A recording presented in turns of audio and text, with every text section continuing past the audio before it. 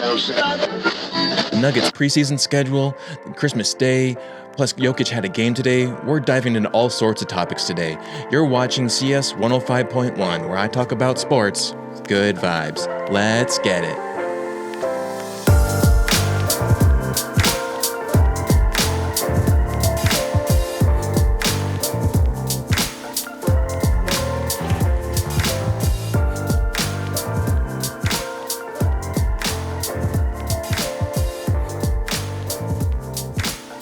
How's it going, everyone, and welcome. I'm CS Chandler here for another take of Nuggets basketball.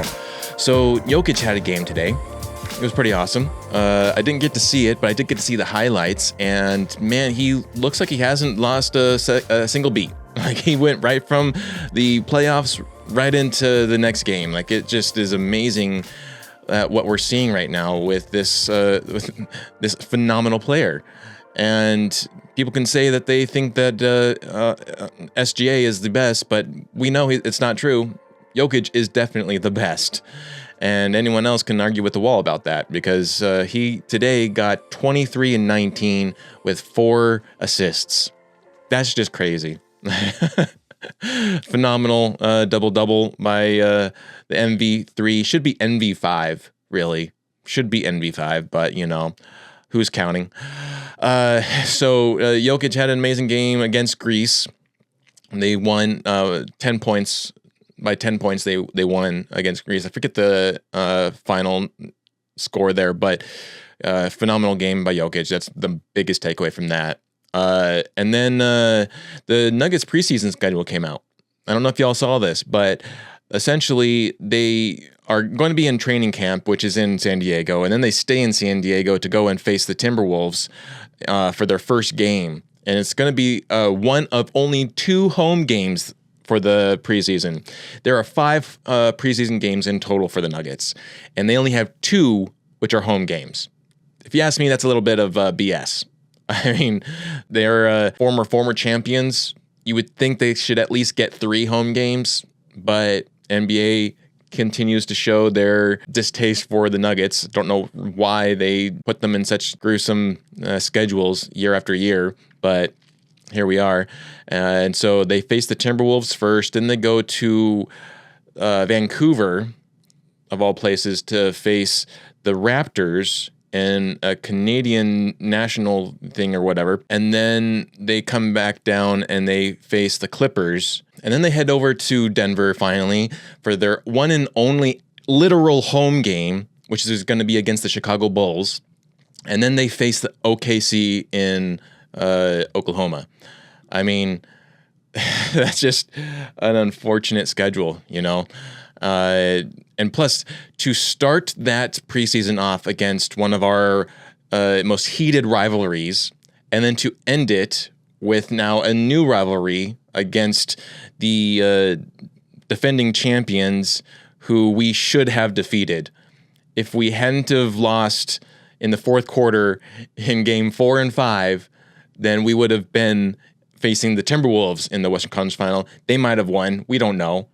I actually kind of feel like that would have been the redemption round if Nuggets had actually pushed on forward. But, you know, we'll never know now because they lost it on those last 2 or those 2 games there, those 2 very impactful ones. And so, yeah. And then the NBA has definitely identified the strong rivalry between the Nuggets and the Timberwolves, which, mind you, has not always been there. I remember just very recently, actually, not minding the Timberwolves. I actually kind of enjoyed them. I respected them. It's only been since maybe like 2022 that they started to be kind of disrespectful and try to start something with us that then we started pushing back. And now we have a rivalry that is probably more or if not equal to the rivalry that we have with the Lakers, which is funny because the league never fully identifies the rivalry between us and the Lakers because of maybe the fact that within the last couple of years, our winning streak against them has been phenomenal, and they don't want to focus on that. They want to focus on the grander aspect. And if you look on the grander aspect of how many times the Nuggets have won against the Lakers, it's actually less than that. So to them, I guess it's not a good enough rivalry, but then they focus more so on us versus the Timberwolves. I mean, they focus more so on rivalries. They focus more on the Lakers and Warriors than they do on the Lakers and Nuggets. And to me, the Lakers and Nuggets is a way bigger rivalry. Like, you cannot say how much distaste all of Colorado has for the Lakers. I mean, and it's not just Colorado. It's a lot of other places. Basically, anywhere that is a small market team hates the Lakers. And then plus also, it's kind of interesting that the Timberwolves have also developed a rivalry against OKC, especially recently. And then NBA kind of identified that and was like, no. We can't have the Nuggets and Timberwolves kind of starting to get commonality. We have to destroy that. So let's have Christmas Day Nuggets and Timberwolves at the nightcap game. Like, I mean, the less we face the Timberwolves, the better. And it's not because I think that they would beat the Nuggets. It's just more of like, I'm just so tired of that rivalry. Like, I want it to be over. And I'd rather get the Lakers, honestly, on Christmas Day than the Timberwolves, because I don't want to hate the Timberwolves, but I do because of just how disrespectful they are to us. So, I don't know about you, but that's kind of how I feel. And if it's going to be that way, it's going to be that way. But hopefully the Nuggets sweep the Timberwolves this season. That's all I really care about right now. I mean, of course, I care about the championship. Who doesn't care about the championship? But man, to sweep the Timberwolves would be phenomenal for this season. Like, we could go 45 game, only win 45 games this season. But if out of those 45, 4 of them were against the Timberwolves, successful season to me. Like, that's where the bar is. That, and you have to sweep the Wizards. There is no excuse for not sweeping the Wizards, especially this year, especially with the roster that we have now, the deep roster that we have. Like, the Wizards got to go down. And I think what was it? Jordan Poole got traded to the Pelicans now, right? So he's in the Western Conference again. So we're going to be facing him 4 times. But he's also at one of the worst teams in the Western Conference. So he's got to get swept there as well. I mean, he is just annoying. I don't know who's more annoying between him and Ant-Man. Like, at least Ant-Man can actually back things up. Jordan Poole is just kind of annoying in general. He's like a little fly that just like, stop bugging me. Like, I don't want to deal with you. Stop bugging me. We have the preseason schedule that came out, and the official regular season schedule should be out this week. We finally get the regular season, and hopefully it will be decent and not hell like that returning or the defending championship year, 23-24 year. That was a brutal schedule. And so hopefully we get a better one. This last season wasn't that bad. It could have easily have been, a decent schedule. There were definitely times where it was a little unfair, but then you see some other teams that equally also got a rough flip the coin for that schedule too.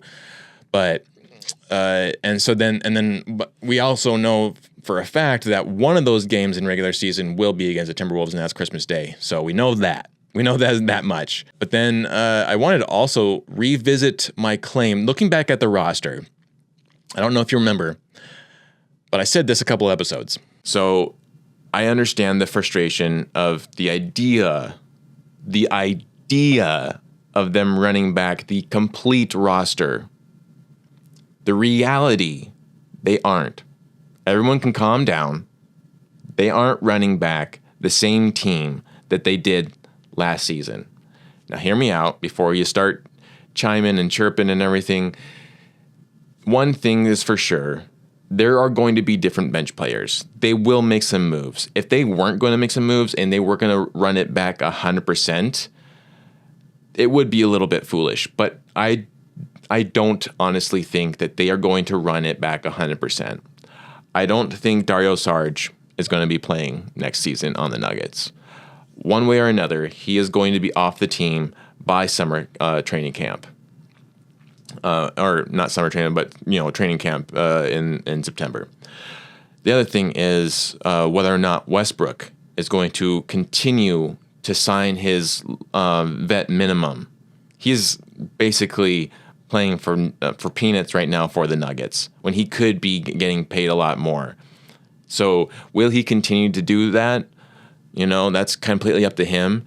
If he doesn't, then already you're with a completely different bench without Westbrook. And a lot of haters on the Westbrook, I get he is a roller coaster of emotions. But one thing that he brings that is so critical that I don't know who else you could bring in right now under the budget of the Nuggets that could give the Nuggets the same spark, the same energy levels that Brody makes. Like, short of Brucey B, no one has brought that kind of intensity since then. I mean, you also had KCP helping a lot, but he was helping more on the defensive levels. Like, the level of energy and intensity that Brody brings to the Nuggets is near unmatched, especially for the rate that you're paying him at. So he is still very critical to this team's success. And so I want to see him back on the Nuggets. 100% I want to see him back on the Nuggets. I wanted to replay that because here we are. And as I predicted, they were not going to run it back. I think it was safe to say that that MPJ at that moment was in danger.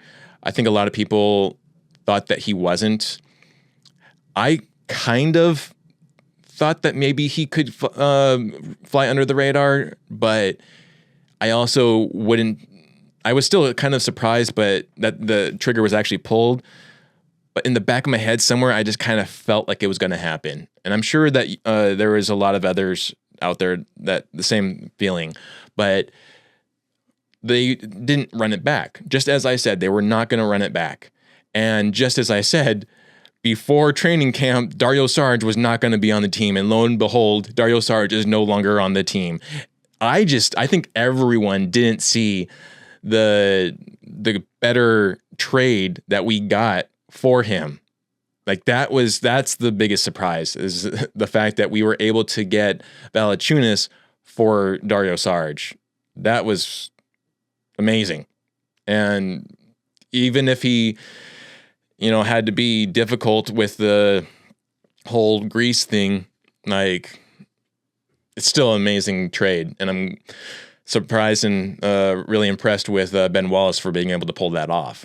And then the fact that we were able to get Tim Hardaway Jr.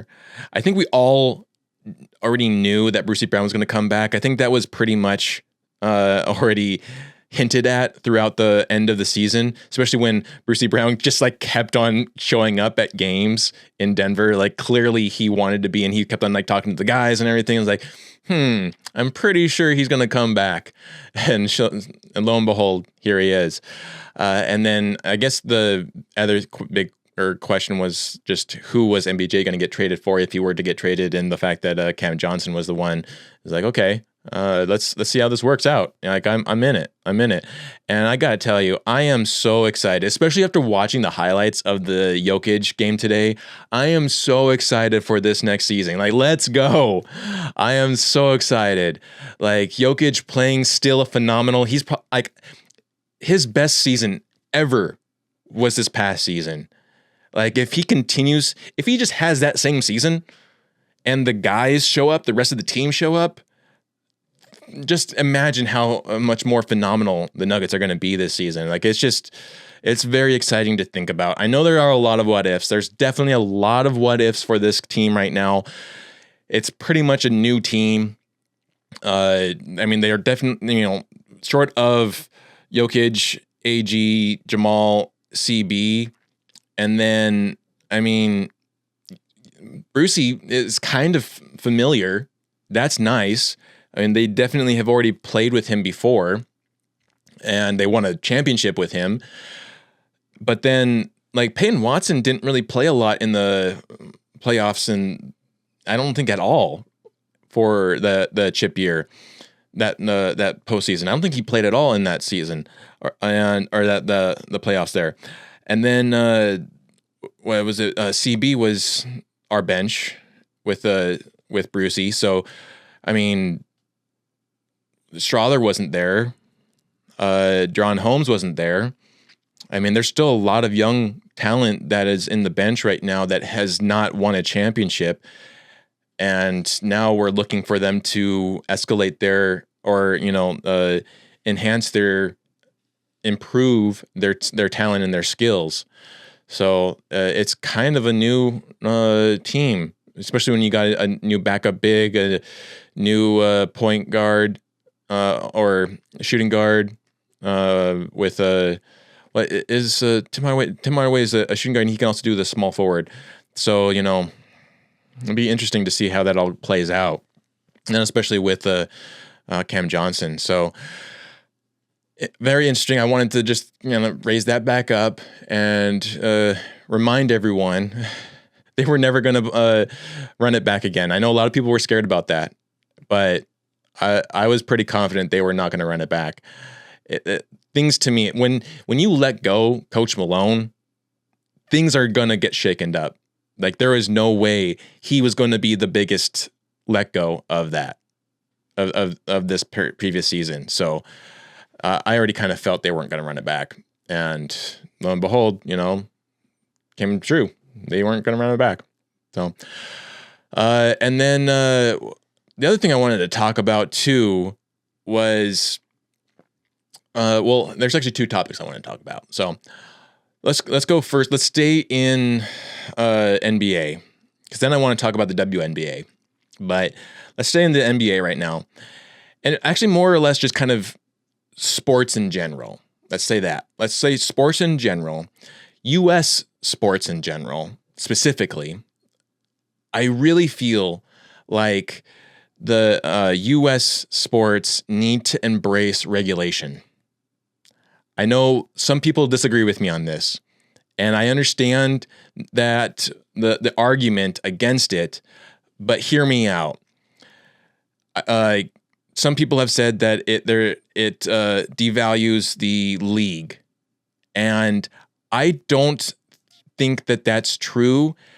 Only if you add more teams, and there needs to be more teams, especially in the NBA.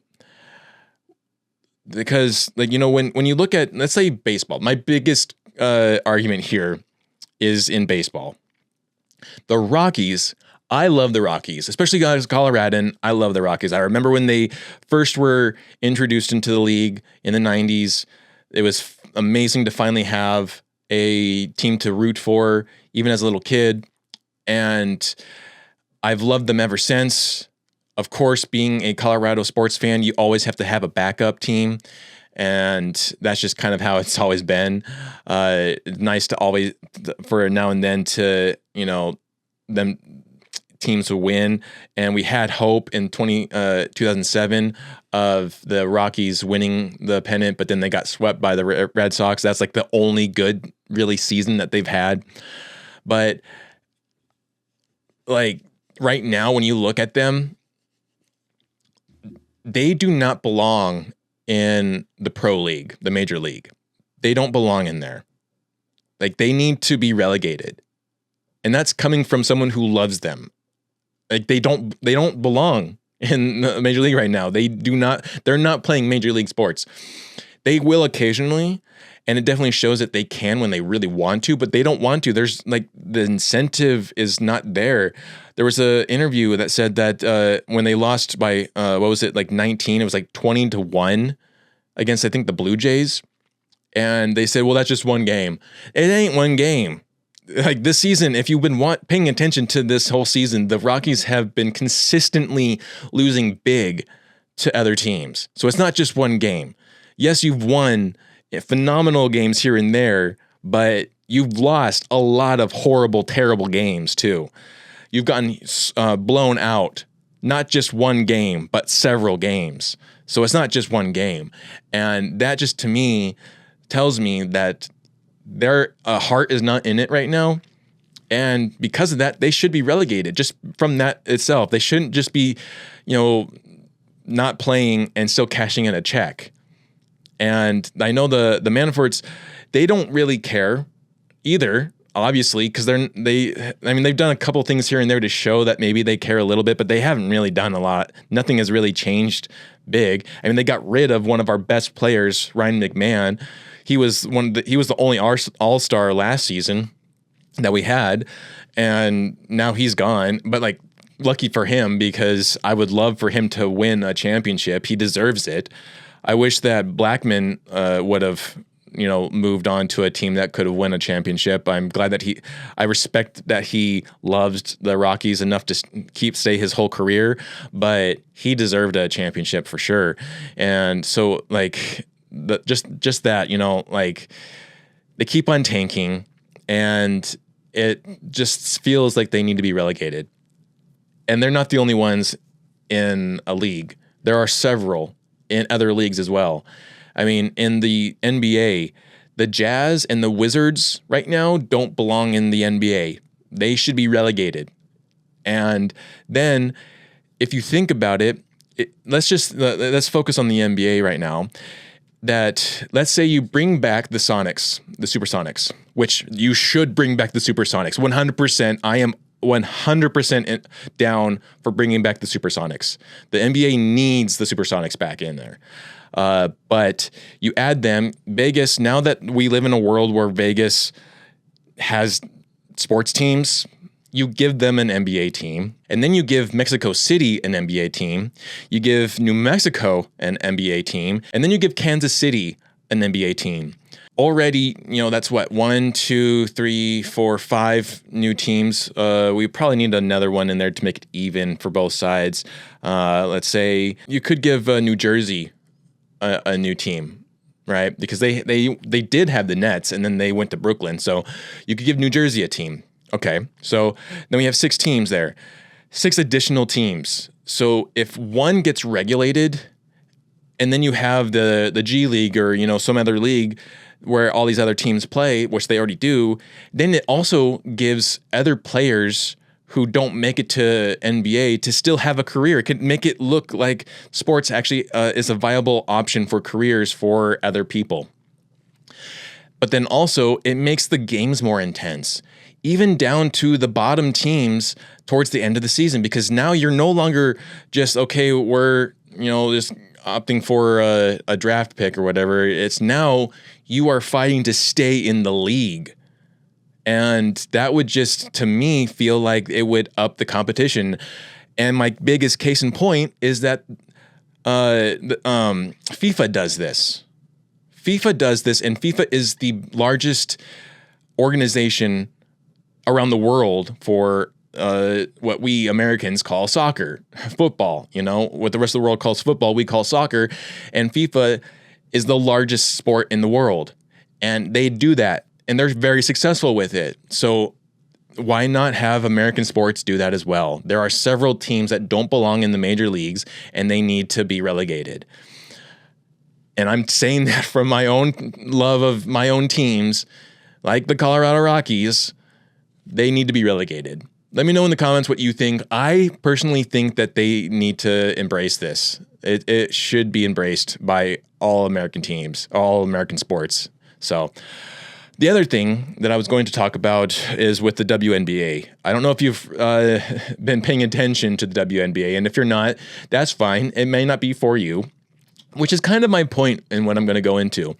So recently, the recent news has been there have been now like 4 or 5 occasions where someone has thrown a dildo onto the court in these WNBA games. And I'm looking at a lot of the online social media reactions to these incidences, and most of them are by men. And they are mostly praising these issues or these incidences, and are calling for it to happen more often. I just gotta say, what would your mom think of you laughing at dildos being thrown at women, sports athletes? Like, that is so degrading. I can't stand it. It's triggers me. And I would love for more people in the NBA to speak out on this. I would love for more people who follow basketball, who respect women, actually respect women, to call this out as a negative, because it is a negative. Like, we are laughing. These people are laughing at degrading women. Nowhere would it be okay to throw a dildo at a woman. You can't say that the WNBA women are not athletes. They are extremely athletic. Case in point, Sabrina Ionescu almost beat Steph Curry in a three-point contest. Most of the NBA league wouldn't even get close to that. But Sabrina Ionescu almost beat him. I mean, they have a different three-point line in the NBA, in the WNBA, than the NBA does. They have different ball sizes and weights, but that's also adjusted to the differences in athleticism. It doesn't mean that one gender is more athletic than the other. They can both be athletic and do amazing things. And if you have a problem with the WNBA, why are you even watching the WNBA? It's not for you. Go watch something else. Like, why do we have to degrade women to try to prove a point that actually you're not really proving any kind of point by laughing at them? Let them play, and if you're not into it, ignore it and focus on the NBA. I just can't understand the inhumane part there of just degrading women like that. Like, I can't stand that. I had to get on here and like say something myself, because I've just